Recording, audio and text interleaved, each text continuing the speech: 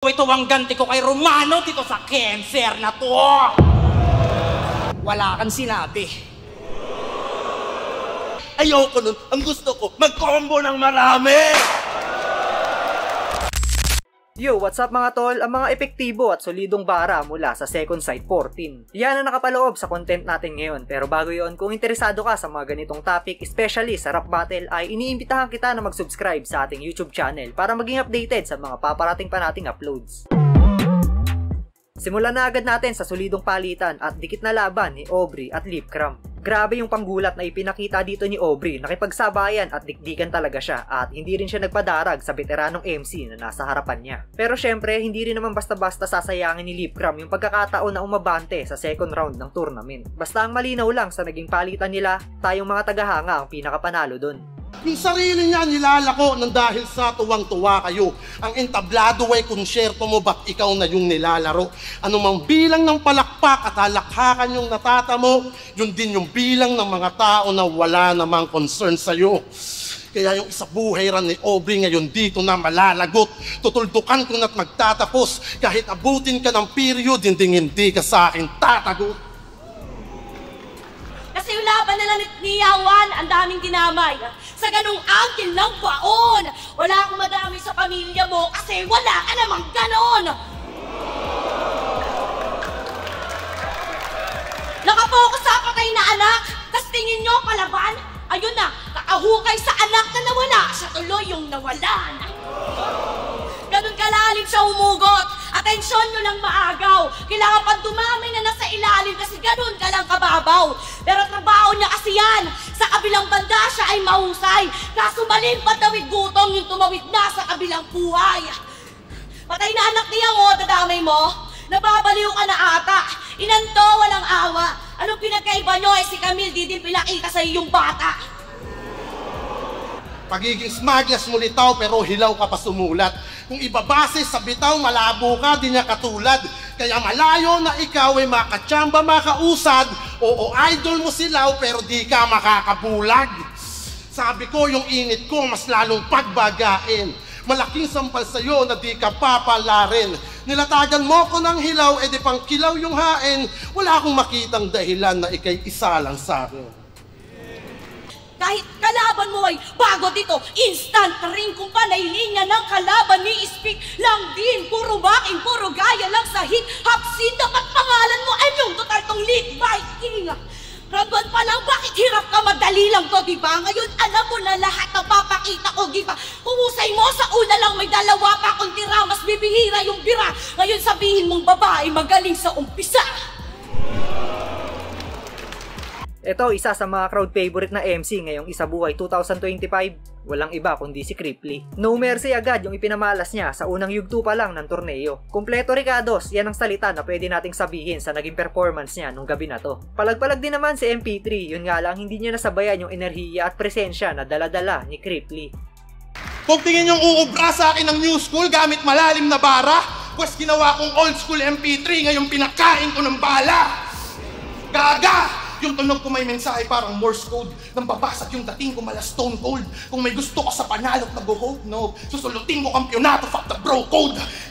Hindi tayo magkahanay. Beginner, pulbura, sa glitter. Leonardo, splinter. Hindi tayo magka-level. To'y doctorate laban sa kinder. Hindi tayo magka-match parang na-swipe left ka sa Tinder.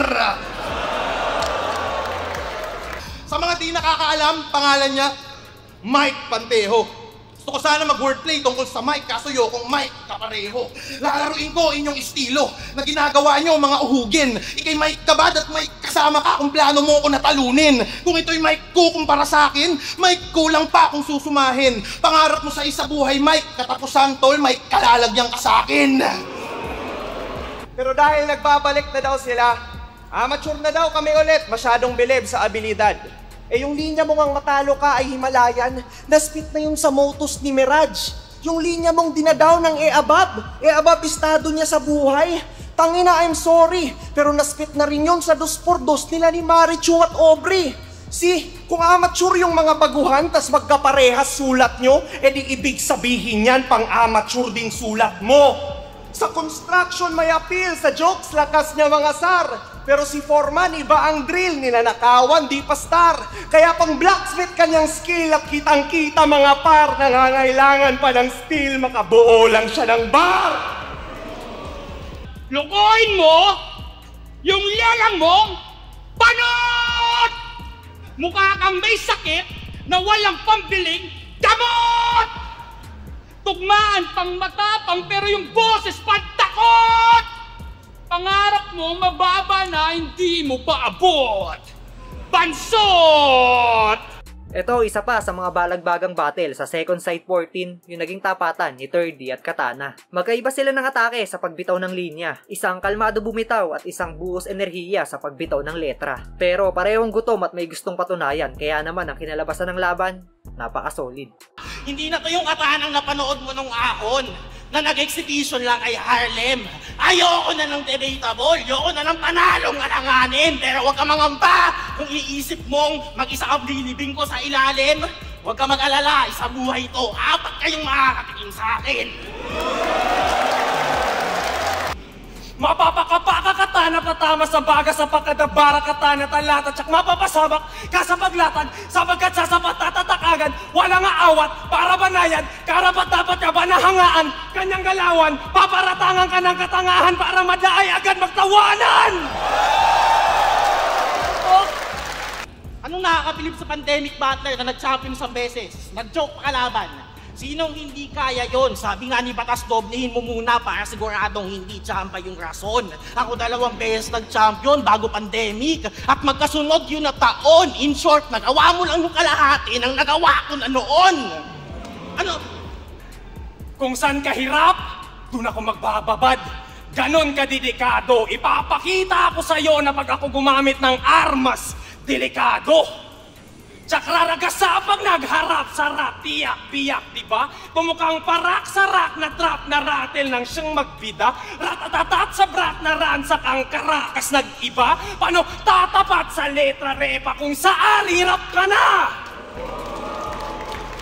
Isa sa matuturing na dark horse na nakapaloob sa torneo ngayon, si Ban. Marami ang nag-aakala na babalagbagin lang siya ng mga pamatay na patawang linya ni Manda Baliw. Pero nagawa nga niyang baliktarin yung senaryo dahil siya nga ang nakakuha ng panalo sa gabi na to at aabante patungong second round ng tournament. Sunod-sunod to, grabe. Tsak luluhod to sa akin. 2-liners sumuntok versus jiu-jitsu at karate. 2-liners lang ang kaya mo, ang bobo ng atake. Ayoko nun. Ang gusto ko, mag-combo ng marami. Ito'y landslide victory. Matatabunan ka o pare. Yung flow ko ay lahar, pero yung sukat pang tsunami. Pero typical to na Pinoy. Merong pauso to palagi. Magpapatawa pa rin sa kabila ng dilubyo na nangyari. Magpatawa ka na! Wala kang palag, wak ka pa brad, ako ang mas malakas kahit san malapag. Bang lagapat at tama agad sapagkat walang takas sa kada atak. Hindi mo na malaya na pagkawalan na para tumama sa mga mata ang bala na pagkawalan. Joke lang.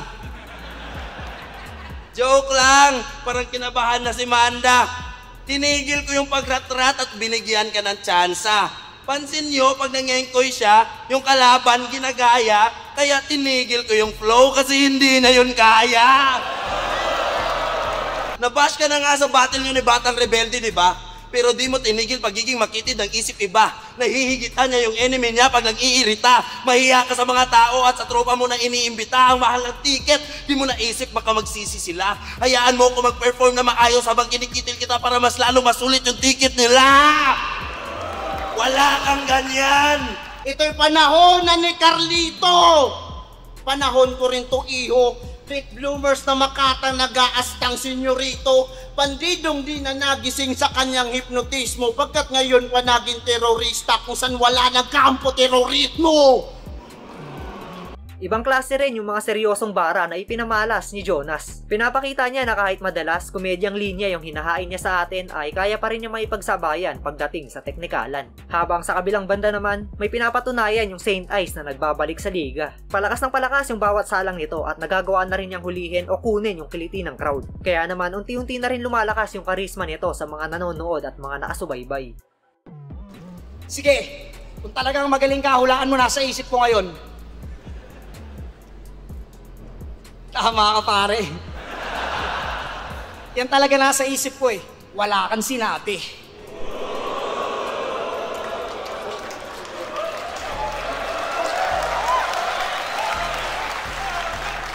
Round 1 pa lang, pinakita ko ng walang palagtong contender.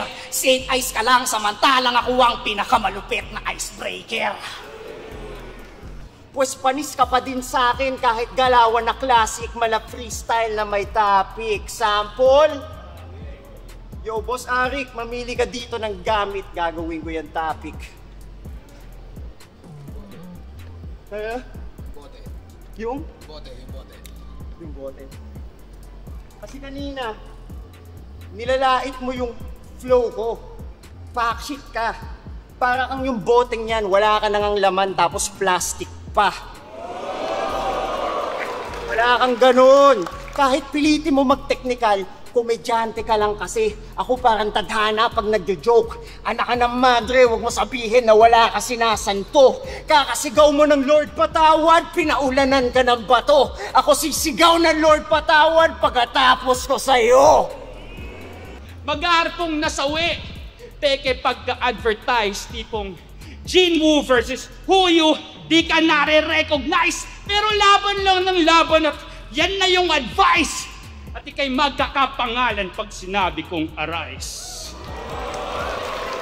Syempre, pasok din dito ang paboritong MC ni Boss Enigma. Walang iba kundi si K-Ram. Pero kidding aside, malakas yung ipinakita ni K-Ram. Bodybag talaga. Dahil bukod sa nag-choke si Kenzer, pangdiinan din yung baon na sulat ni K-Ram. Tapos sinabayan pa ng malakas na presensya sa ibabaw ng entablado. Tapos yung intro niya, binubuhak ka lang ng multo parang isa buhay finals ni Romano. Tarantado. Kaya dapat ang bibig mo ini-stapler na bro. Meron kang crab mentality, masyadong nagdedesperado. Pinupuna pa yung kaibigan kong mas better sa'yo. Ito ang ganti ko kay Romano dito sa cancer na to. Tangina! Ito ay anay ko kay Romano na dinis mo, brother. Di mo ko masisindak sa iyong King Koy power. Punchline ko, mistulang chemo, sweet ka dito. After nang hindi ka na umabot pa ng stage 2, cancer! Nagsimula to nung sinabi niyong uubusin yung Tagalog. Masyado kayong maangas. Kaya pasensya kung ako'y magtutunog baya sa unang salaan, mga dudong. Balik sa Mindanao at Visayas, tatanggalin namin mga Bisaya para mga katulong na pinalayas. Pangdiinan din yung naging bakbakan ni Zaki at Zentlook. Magkaiba ng estilo pero parehong solido lumetra. Si Zentlook purong Tagalog at malalim bumitaw, habang si Zaki naman yung mas malaro sa pagbigkas ng salita. Puro one common words bit-bit neto para tunog technical ang reference. Gumamit man ng iba't ibang elemento, you won't take me out my element. Panay paggamit ng kasabihan, bastang malalim talaga. Paano yan pag nasabi mo na lahat ng kasabihan? May masasabi ka pa ba? Napakawak ng estilo, dapat dyan binibase ko. Magbabanggit ng kung ano-anong kawirduhan, tapos tawag dyan lirisismo. Basang-basa ko kung paano to lumaban.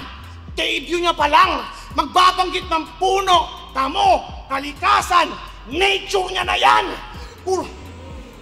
Hahatulan ka ng wika, humanda pag lukas na sa tinta, kumanta na po kay mga lumad mga ita. Kusang damahin ang matauhan na malika. Una ang manika, kuha ng kandila. Makunat na pagkulam hanggang pumatak at lumabas ang luha niya sa luma na mantika. Maiihilan to sa pantalon kapag nag-crunch time. Mga linya ko na dala kaya kang ma-flatline. Sa tindi na mga para ko at mga punchlines, pati ikatlong mata nito magkaka-black eye. May kanya-kanya tayong alas at katangi ang pambara. Di sumasakay sa hype, sa tao di rin patawa. Ito'y letrahan talaga, susulatan kung baga. Tinalo ka ng purong battle MC, lirisismo ang dala. Dahil nangako kang di ka sasalang, nais mo na magpalakas. Kausap mo Ginoong Rodriguez sa sayad na alyas. Kaso di ka naging tapat na kaibigan, ikay nahumaling sa dahas. Pagkat inaral mo ang artikel at nagsinungaling ka sa batas. At ayan nga mga solido at epektibong linya mula sa Second Sight 14 at puro isa buhay battles. Kayo mga tol, sinong MC o PMC ang pinaka-natripan nyo sa event na to? At sino ang manok nyo para sa 2025 isa buhay tournament? I-comment nyo na yun sa ibaba at babasahin natin lahat yan. At yun, hanggang dito na lang yung video natin mga tol. Muli, maraming salamat sa walang sawang pagsuporta.